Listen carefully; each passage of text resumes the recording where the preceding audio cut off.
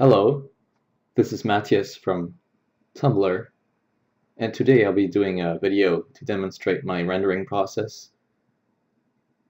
which is due to a request, or rather a question I got on Tumblr, which reads, would you ever consider recording yourself doing a digital painting or study? I'm interested in seeing your process. I use a plain round brush for studies, and it looks like you do too, but my blending always looks like garbage with it. So, I'm going to touch on a few points regarding this question while commenting this recording of a sketch I did, sped up 10 times, I believe, and later on a study I did of a painting by John Singer Sargent, so that you can sort of get an idea of how I go about doing these things, and hopefully that'll suffice to meet your expectations. So first of all, I want to elaborate a bit on what rendering is, because I've noticed that often beginners especially will tend to confuse rendering and drawing in general. And this includes me for a very long time, at least.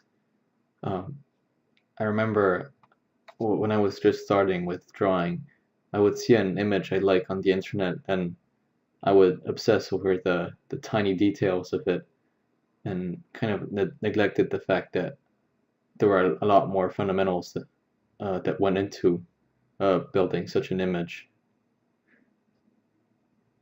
And I think that sort of thing is true for a lot of people on the internet who will really look mostly at surface level details and think that they'd be able to achieve exactly the same kind of end result if only they knew how to render better. This is exactly like how some people will focus over line work or having smooth line work when they're drawing, when in fact it really doesn't change at all the quality of an image, whether the lines are smoothly drawn or not, or at least in my opinion it doesn't.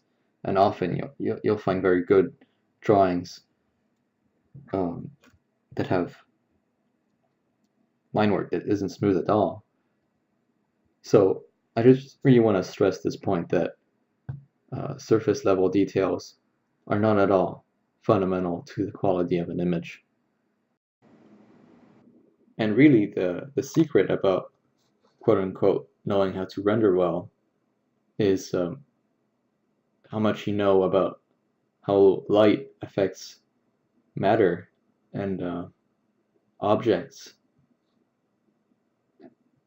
or rather how different objects will respond to light depending on what texture they have, or what kind of planes they have, and so on. You can see here that I've already more or less defined from the beginning what I was planning to draw, or rather I already knew what my finished image was going to look like. And from then on, I can really focus on those tiny details I mentioned earlier. But if I were to look from afar,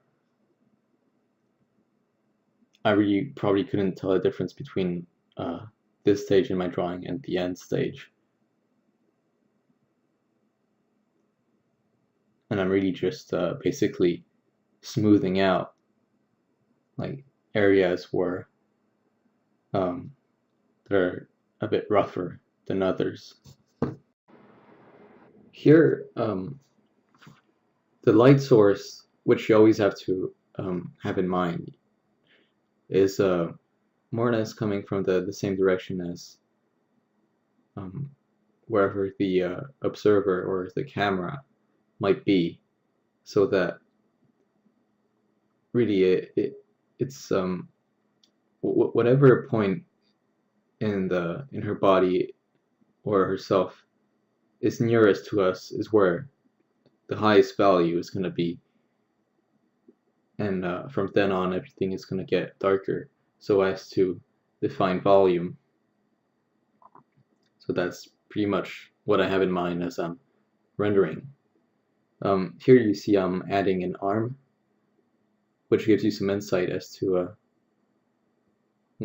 what my process is from the beginning, because since I didn't really record the initial sketch, but as you can see, I at first really struggled to get the proportions right, because that's what's most important, is the general form, and then go into detail, and as you see here, add muscle definition and all of those things that people tend to obsess over. So really what you should retain from this is that the initial read is much more important than how much you define a piece. Now I'm going to be commenting on the study I did of a lovely portrait by John Singer Sargent, of which I was not able to find the name, unfortunately. But so, as you can see, I start off by blocking out the values generally, so that even like here, well, it sort of looks funny at first. It always does, don't worry.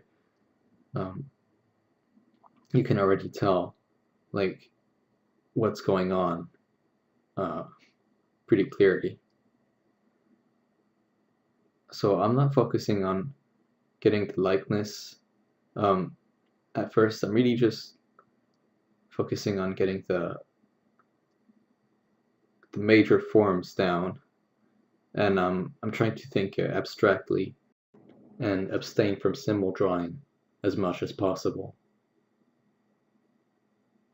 Once my major values are defined, I can go into the details, since that's mostly what I want to learn from in this kind of study, is how specific objects such as a face can be defined more easily, and generally studying the different volumes that compose such an object. The main thing that you want to look out for in faces is the eyes, because you really can't afford to not get them right. If the eyes are even slightly off, it's the first thing people are going to look at, and they can immediately tell that something is wrong. So you want to make sure that the eyes don't read off as weird, or giving off an expression that you wouldn't want them to. For now, they're sort of okay, though the general expression of the face is not that of the original portrait, and I may be able to remedy that later on. Really, what I'm doing now is looking at what kind of subtleties Sargent himself used to emulate reality and abstract what he saw before him, because he most likely did this painting from life. I didn't record all of my process. As you can see, there's a large part that I didn't include because I forgot to record it. But as you can see, I started to hatch out some parts, always going by the same principle I described earlier regarding how light affects an object, and really trying to learn as much as possible. Because what you should always have in mind whenever you're doing a study is not what the finished product is going to be. It's what elements are there in the original image that you would like to be able to learn more from and eventually be able to draw from memory in your own images.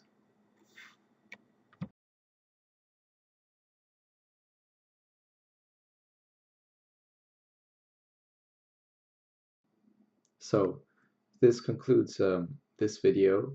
I hope it was somewhat helpful, and I wish you all the best to all of my followers out there, and whomever might stumble upon this video.